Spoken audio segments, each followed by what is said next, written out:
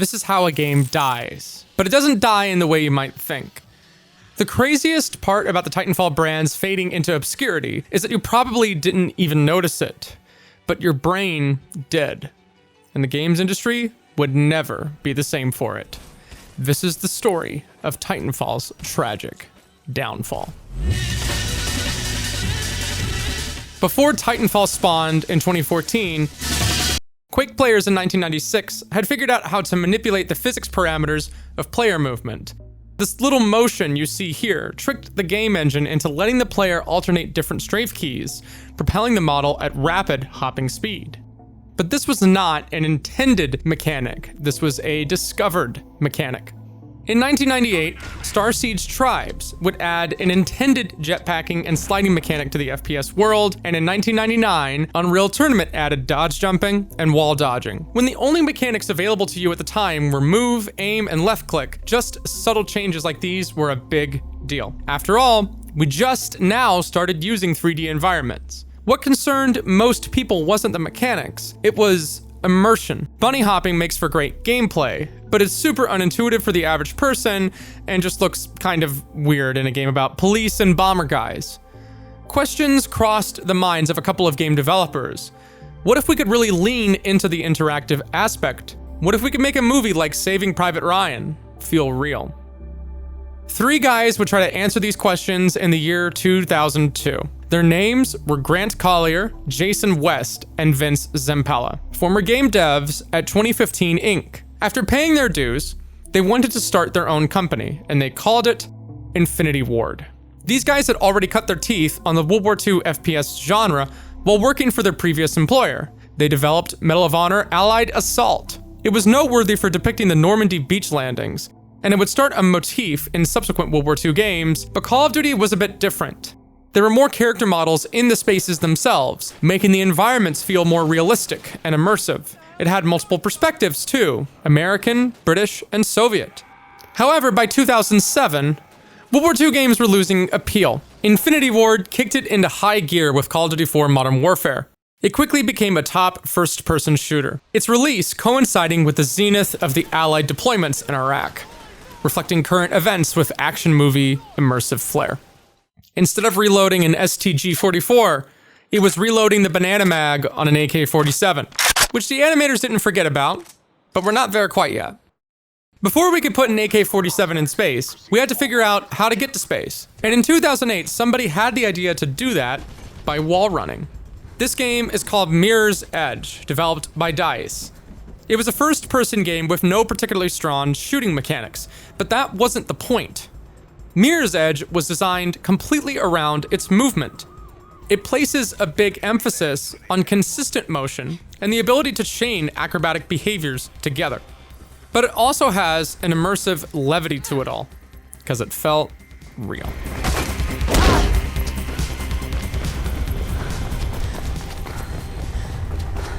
It felt real because the game was directly inspired by a real phenomenon. It's known that the idea came to DICE with the groundbreaking start of the Daniel Craig James Bond era in the hit movie Casino Royale. Now, gamers and the general public knew what parkour was, but the question was, how do you implement it in a video game? What happens if you want to shoot your gun too? Can you even do that? To keep things focused, Mirror's Edge didn't really give a lot of stock to the gunplay. You could grab a gun off of a cop and pop a couple rounds off before throwing it away, but that was about it. After all, you needed your hands free to do all the climbing. At this point in time, the industry was still predominantly made up of modern military John Gun Guy games, because there was an expectation that FPS games had to be modeled after what made plausible sense in reality. A year after Mirror's Edge wowed enthusiasts with its demonstration of what movement could look like from a first-person perspective, the boys had just released a sequel to Call of Duty 4, called Modern Warfare 2. And it would go on to become one of the best-selling video games of all time. But meanwhile, back at the ranch, the energy was at an all-time low. Grant Collier, one of the 3 musketeers who answered the call of duty, had been serving as the president of Infinity Ward this whole time, and decided to leave the company that same year. Details never really reached the press, but he would leave the video games industry for good at this point. On March 1st, 2010, Activision dismissed West and Zampella. According to Activision, the two had breached their contract and had been insubordinate. But one point in particular stood out more than those. The publisher claimed that the devs were plotting something. They said West and Zampella were going to take key personnel and start a competing studio with a new publisher altogether. The very next day, West and Zampella file a lawsuit against Activision for wrongful termination, seeking over $36 million in royalties for Modern Warfare 2 and contractual rights to control future Modern Warfare titles. Activision did have a reason to think something was fishy though, because a month later, West and Zampella announced the creation of Respawn Entertainment, signing with EA for distribution and capital. Throughout the year, lots of people at Infinity Ward abandoned ship and set sail for new waters at Respawn. Activision, furious with this, countersued Zampella and West. But Activision was not completely innocent here. At least, supposedly they weren't. Activision allegedly had made attempts to strongly control the creative direction of the Call of Duty franchise following its blockbuster success. The Infinity Ward guys had an artistic vision they wanted to keep in mind, and cited communication issues, as well as heavy-handed management from Activision on that point. One thing Activision focused on was a yearly release cycle, using different studios on a rotational system to keep output high without sacrificing time spent working on the project. The thing is, keeping this strict production schedule also meant less flexibility in terms of the creative approach. Once the licenses found their footing, it was difficult for the games to transition from what got them popular. Treyarch, since Black Ops released in 2010, to this day has made 4 more follow-up games using the Black Ops brand, and is due to release another Black Ops game supposedly this year. The devs couldn't innovate anymore like they did back in the day. Everything had to support the brand marketing strategy. But there were signs of life in the modern military shooter space, even in the 2010s. In 2011, a little-known blip on the radar showed up called Brink. This was a class-based shooter game that placed a big emphasis on parkour mechanics. The game had middling reviews from the press, but it did well commercially. So clearly, there was an alternative taste in the general public. Somebody just had to be the first person to offer it. In 2013, just before the court case was supposed to go to trial, West and Zampella agreed to a settlement with Activision that was reportedly favorable to themselves. It was time to open a new chapter in the FPS industry with a new company and the wind in their sails. But before they hoisted the anchor, Jason West left the company in March, citing family reasons. One man remained with the original vision of Call of Duty as it had been. The ambitious and brand new project's leadership was now completely and totally left to Captain Zampella. Another game that pursues such ambitious levels is War Thunder, the sponsor of this video and the most comprehensive vehicle combat game ever made. Available now for free on PC and consoles. If you're worried about hardware, you don't need to be. Whether you have a battle station or potato PC, War Thunder is very well optimized with the in-house Daegor engine, giving you lag-free and impressive visuals with high frame rates, and no need for extra peripherals like joysticks. Mouse and keyboard is all you need to fly these exotic aircraft, and you have an exhaustive list to choose from. Look no further than the ability to play over 2,500 tanks, planes, helicopters, and ships from over 10 major nations, spanning from the piston-driven dogfighters of World War II to cutting-edge jets. All customizable with authentic camos, historical markings, and decorations, along with community-created skins. War Thunder has intense combat and incredibly detailed vehicles, with realistic graphics and sounds that make you feel immersed in a booming and resounding playscape. Join a community of over 70 million players in massive combined arms PvP arenas today, as you explore War Thunder with an unmatched amount of high-quality content to discover. There's no game as suitable for fans of military history like this one. Check out War Thunder for free on PC, PlayStation, or Xbox now by using our link in the pinned comment or video description. Any new or returning players that haven't played in 6 months get a massive bonus pack for all platforms that provides premium vehicles, the exclusive vehicle decorator Eagle of Valor, plus 100,000 Silver Lions, and 7 days of premium account. Available for a limited time only, so act fast. Now, we return to the Ballad of Vince Zampella. A year later in the spring, Respawn released Titanfall.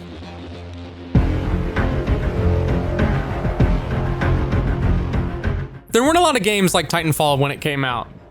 Before this point, people would have called you crazy for trying to put double jumping, wall running, no fall damage, and giant robots you could call down on command all in a multiplayer environment. On paper, it looks like it's just too many moving parts. But when you played it, it worked. Titanfall put players in a broiling, gritty space cowboy rootin' tootin' shootin' world, set on the frontier of the stars. The dastardly Interstellar Manufacturing Corporation is in constant battle with the militia fighters of the worlds deep in the cosmos. A shooter game could have been forgiven for just doing this setting from the perspective of a typical boots-on-the-ground guy and just be done with that. But the game did something many were scared to do. It asked the question we discussed earlier. We know there are games where movement options are justified because it's a video game, but what if the player fantasized about this sort of involved, fluid movement in a way that felt real? Enter the pilot. This is a soldier you've never seen before. Pilots aren't super soldiers. They're average people who've gone through the most grueling training imaginable to use the most powerful military tech the galaxy has to offer: Titans. Pilots use jump kits strapped to their waist to perform incredible feats of alacrity. Much like Mirror's Edge, this high-octane physicality felt real and tangible from a first-person perspective.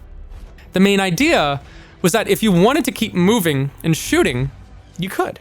The game had created a class like Call of Duty, with a diverse array of weapons you'd typically find in an FPS game. The gunplay wasn't bloated, but it also had novel weapons like the Smart Pistol, which automatically locked onto enemies. Titanfall envisioned a world where exosuit technology had developed to a widespread and practical level. These suits had civilian applications like construction vehicles, but this is an FPS game. Let's get to the shooty part. The basic premise was to take the addictive gameplay loop of an in-game reward, like Call of Duty had, but turn it into something more emergent and interactive. Pilot player characters had a meter that could charge and gain boosted charges by scoring points. When the meter was full, you could call in a Titan from orbit wherever you wanted and get inside of it. You still played the Titan like a conventional FPS game, but something was different. This wasn't like Gundam, where the giant robot was essentially a one-to-one replica of human locomotion. And it wasn't like MechWarrior, where the giant robot was more like a tank with legs. This was somewhere in between. It was a machine, but it was also more than that. It felt alive. You could automate it like an escort or a sentry. Its animations adjusted to wherever you approached it from. It had a beady, glowing eye that looked around. You could ride it like a beast. It was vibey. It was a vibe. And it was $60 with no single-player campaign. And yet, it sold relatively well. Titanfall offered gameplay loops that nobody else was doing. While Battlefield was the king of large-scale combat with the kinds of military tech you were used to seeing in reality, and Call of Duty was still on the ground, Titanfall was leaps beyond what anybody else was doing in the market in terms of movement shooting for a mainstream audience. It was a direct and deliberate effort to get the FPS industry to understand, hey, this is what these games can look like. There's before Titanfall, and there's after Titanfall. There's just one problem. A lot of people weren't happy with the $60 multiplayer only thing. They said it was a money grab. But the industry was paying attention to the mechanics, so naturally, a lot of people started copying Titanfall. Call of Duty would take a shot at movement in the fall with Advanced Warfare. Advanced Warfare was a lot more clunky and deliberate than other jetpack shooters, but the more Titanfall-esque game came about with Black Ops 3 the following year in 2015. This game was more floaty and it had smoother jetpacking. Respawn still wanted to leverage what they could do with the Titanfall formula though, but who was giving Respawn the money to keep gambling on this new idea? Well, the Respawn team was working with Electronic Arts. With you.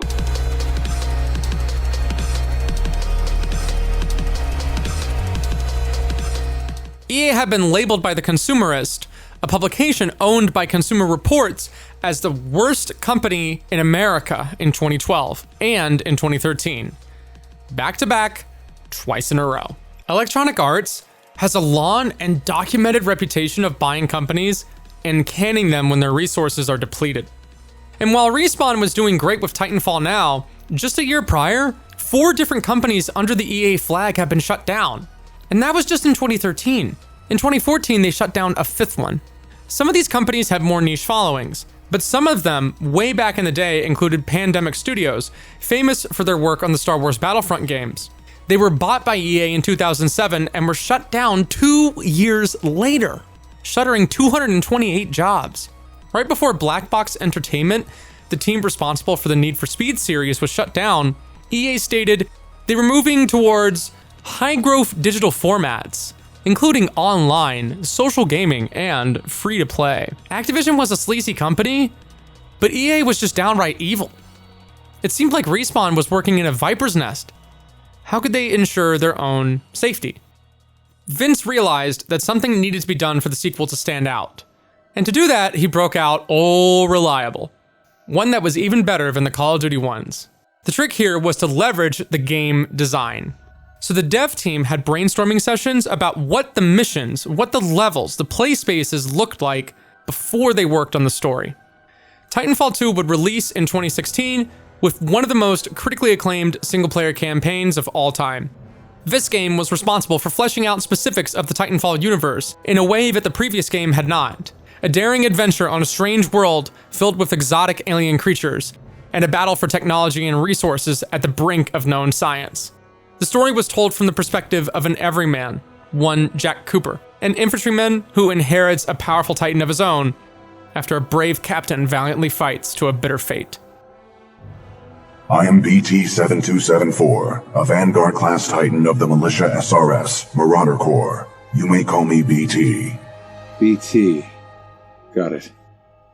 Matthew Mercer voiced this lead, and aside from being a great action flick, the game heavily leaned into a buddy cop vibe. Jack Cooper is talky and expressive, but BT is a giant robot, calculating and monotone even in situations of duress, but in a calming, assuring way. My analysis indicates a throw is our only option here. Trust me.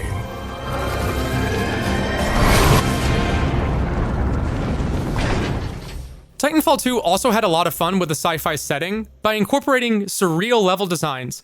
Many missions danced on the knife edge of theoretical physics, like the one titled Effect and Cause, where the player instantly flips between 2 points in time with the press of a button. The player has to navigate different environments with unique enemies, and ascertain whether parts of the building are traversable or not, sometimes solving time puzzles on the fly. More than just a fun campaign, Titanfall 2 was a work of art.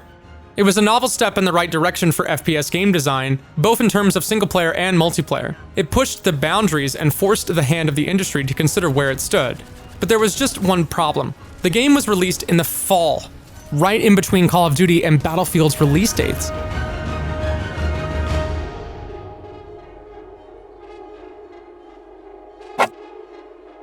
EA faced criticism from industry observers for this move, and in an earnings call, the company's CEO, Andrew Wilson, stated, "We believe that Battlefield 1 and Titanfall 2, while they have some overlap, fulfill very different motivations in what a player is looking for."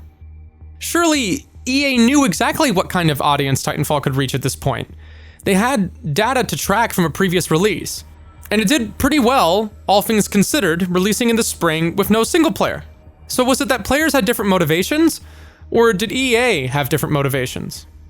Regardless of how Titanfall shook out, EA had clear motivations with Respawn, and it was almost impossible for Vince Zampella to say no.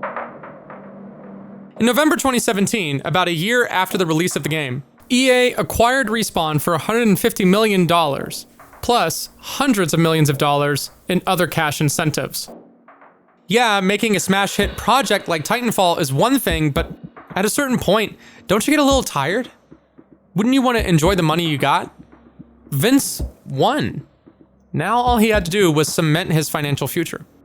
Titanfall 2 was well received due to its player-friendly approach, avoiding disliked industry trends. It featured free DLCs that included maps, modes, and new Titans, fostering a strong community around the game. But the FPS industry was getting ready to change drastically. PlayerUnknown's Battlegrounds was undergoing a meteoric rise to the top of the content creation and streaming community. Titanfall 2, while critically acclaimed, was anchored to the older sales model, which was showing signs of fatigue. In contrast, the evolving market dynamics underscored the potential of the free-to-play approach. promising higher long-term returns despite the hefty upfront investment in game quality and player engagement strategies. While Titanfall fans were having fun with the new Monarch Titan that just dropped, Respawn would start development on something new in 2017. Titanfall assets were used, and in 2019, Apex Legends releases in February, completely by surprise. No prior marketing, not even a word. Just one day, hey, there's a free-to-play battle royale made by the guys who did Titanfall. This strategy was hugely successful. 2.5 million players signed up within 24 hours, and there were 25 million players on board by the end of the first week.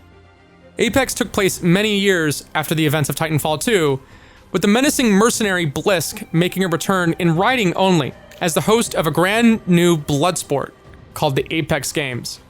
If you looked closely at it, you could see the Titanfall oozing through the cracks. The characters still retain the same sort of utilitarian sci-fi look that was appropriate for a license where computers were run by big analog-sounding buttons that went beep and boop and clickety-clack. But one thing seemed to be missing. The Titans! Actually, a couple of things were missing. The wall running was missing. Double jump was missing. They kept sliding. They kept that. And zip lines. All things considered, it was clear that the people at Respawn were eager to work on different things unrelated to Titanfall, or at the very least, Vince was happy to compartmentalize the company into different sections. One unexpected breakout hit was Star Wars Jedi Fallen Order, which was probably enough to convince Disney to let EA retain the Star Wars video game license after the drama with loot boxes in Battlefront 2. Respawn still had the ability to put out quality single-player experiences, so who cared if they had a little bit of fun with a multiplayer live service game? Well, a lot of people cared.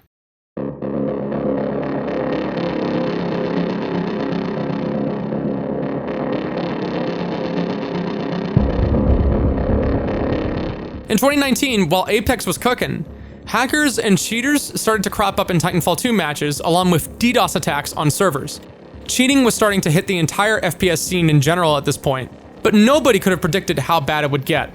The problem made the game almost impossible to play without running into cheaters in 2020. At this point, Respawn added Octane, a talkative speed demon who had a big emphasis on moving and jumping. By 2021, a hacker group staged a series of attacks that brought matchmaking in Titanfall to a halt. Why? To get Respawn to pay attention to the problem. Perhaps the most dramatic stage of this was when hackers put a message into the game lobbies of both Titanfall games, which linked you to a site where the state of the game was criticized, accusing Respawn of neglect. Respawn said they were working on it, but the games were old, so it was going to be a tough thing to do, and it would take time. After biding their time, Respawn would add a character that could climb somewhat higher than other characters, emphasizing This script needs revisions. The following year, Titanfall, the original one, was removed from digital platforms for purchase in 2022. In a follow-up to this, Respawn announced, wait, her dad is Viper? Dude, that is so cool. That is sick. Dude, we're so back. Titanfall 3, it's happening. Shortly after integrating more Titanfall lore, Respawn added Ash? Oh my gosh, no way. Oh my gosh, this is crazy. Dude, Titanfall's back, guys. I can feel it. Any second now.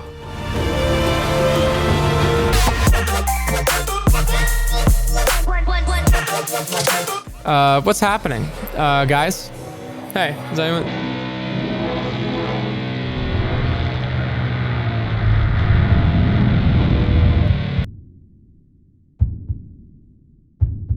Vince Zampella. All right. Best game direction. Oh. Alan Wake 2.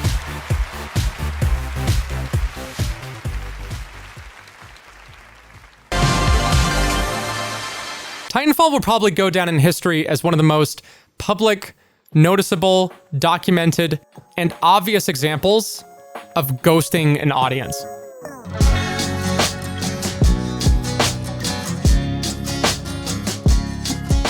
And I don't say ghosting like leaving someone on read. It's more like leaving millions of people on read for years and years and years. In 2021, Vince Zampella stated on Twitter, "There's nothing currently in development, but it's always there. You see the universe. We're still pulling stuff out for it." Artists know that they're in the riskiest business you could possibly imagine. They don't do it because it's easy. They do it because they want to. As it stands, Titanfall 3 has not once been uttered from the mouth of a PR professional at Respawn or EA. It's safe to say that Titanfall 3 isn't happening anytime soon. And any smart businessman knows that trying to engage with the situation in any other way than just strategic ambiguity is going to generate a huge amount of pushback. So it's probably just not worth it to tweet anything. It's better to just pretend like nothing has happened. Titanfall 2 is still playable.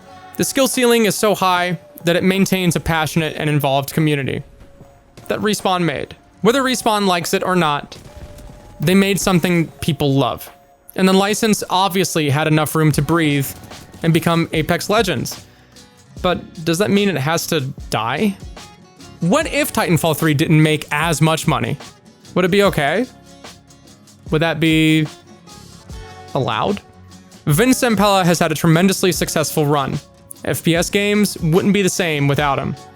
But since Titanfall 2, there haven't been a lot of movement shooters quite like it that have ever hit the mainstream. Is it because the audience isn't there? The devs don't want to make it? Or both? I think it's for the same reason a lot of artistic properties don't just keep exploding. Sometimes you just want to retire early. But the love for giant robots and fast-paced movement is still there. Maybe someday somebody will hit that niche again. Until then, Respawn will likely remain silent on the topic. But the legacy of Titanfall will endure, in BT7274's final words. BT, what are you doing? Trust me. BT!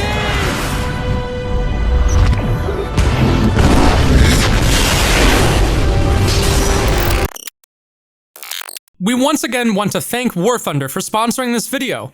Don't miss out on the chance to try War Thunder for free on PC, PlayStation, or Xbox. Use our link in the pinned comment or video description to sign up. If you're new or haven't played in 6 months, you'll score a huge bonus pack with premium vehicles, in-game currency, and more on all platforms. See ya!